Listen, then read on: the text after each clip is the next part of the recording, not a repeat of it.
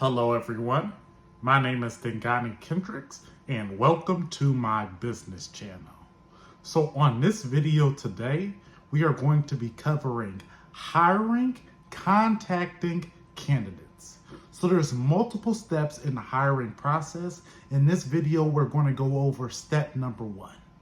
All right, so breaking down contacting candidates into 5 steps, we have to start off with one purpose. Why are you contacting this candidate?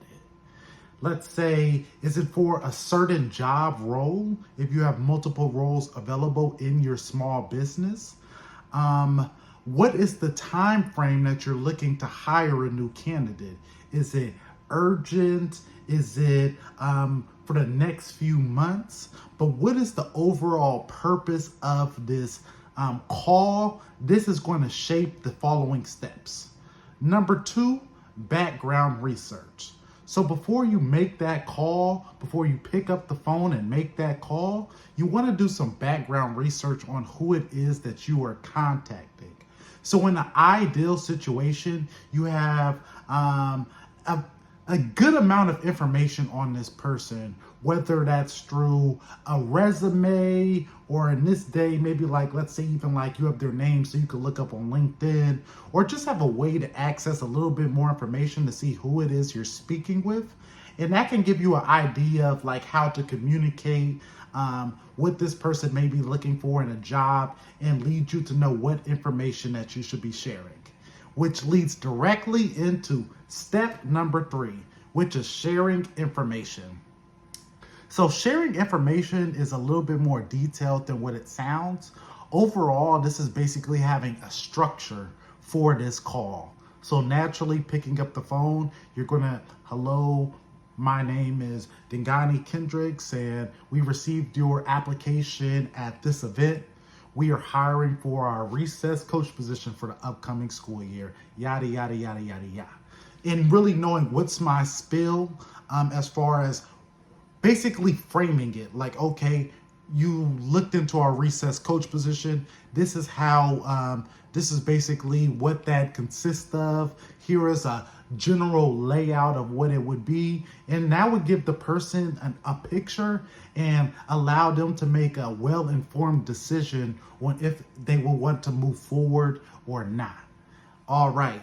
So after you share your information, you have a bit of dialogue with this candidate. A good thing to do is handle next steps. So after you've had this conversation, how do you progress this interaction forward? You may come to the conclusion that, hey, I don't think out of this basic information that this is the right fit. So at this point, you may go in your opposite directions. However, you may be like, okay, let's move forward. So what's next for you? Are you going to have a virtual interview where maybe on Zoom, you invite this person for 15 to 30 minutes and you can ask them more detailed questions? Will it be an in-person interview? Or maybe a hiring event that your company has going on that you can invite this person to in a more efficient way. So, but that's really important to know what your next step is going to be going into the call, because you don't want to get there and be like, and try to figure out. Your schedule should already be planned out and know, okay, I do virtual interviews on Tuesday from 3 to 5, and we have a group hiring event in a week and a half, so I can do that. Or, maybe my supervisor has a in-person interviews and this person seemed like a really good fit, so I'm going to invite them directly to that in-person interview. But you should have like already in mind, if not written out, what your next steps are going to be. This is going to make you a lot more flexible on the call. And step number 5 is reflection. So sometimes when you're hiring candidates, you're contacting many different candidates, and if you're doing this every day, you kind of lose track of who it is that you spoke with. And that's not good, because sometimes good candidates will come down the line and you're kind of like, oh, I mixed them up.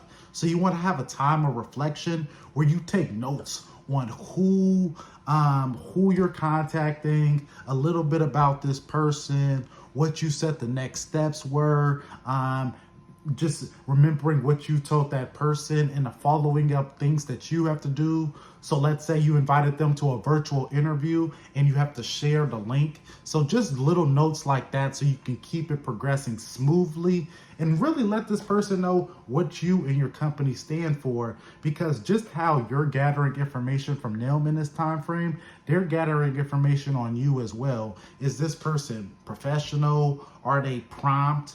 Do they follow up and do the things that they say they are going to do? So that's something to really be cognizant of as you're going through this process of contacting candidates.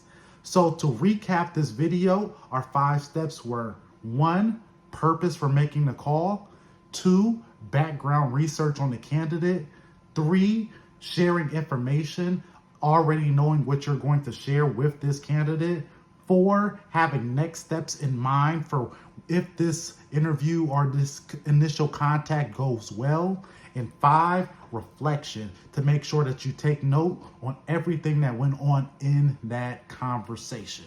So this is episode 2 on hiring, contacting candidates. Until next time.